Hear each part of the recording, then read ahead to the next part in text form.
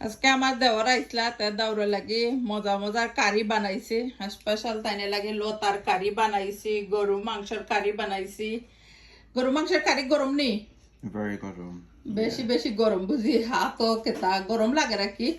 আর কারিটা যে মজা হইছে মিস্টারে খাইয়া হারছুন তাই তো যে ফার্স্ট খাইন বাইয়ে স্লোলি খাইরা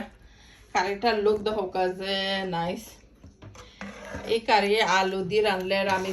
না অনেক বেশি পছন্দ করেন গরু মাংসের কারি আর এখানেও বানাইছি লতা অনেকে কইবা আফা ফুল ভিডিও দিও রেসিপি রাখি লতার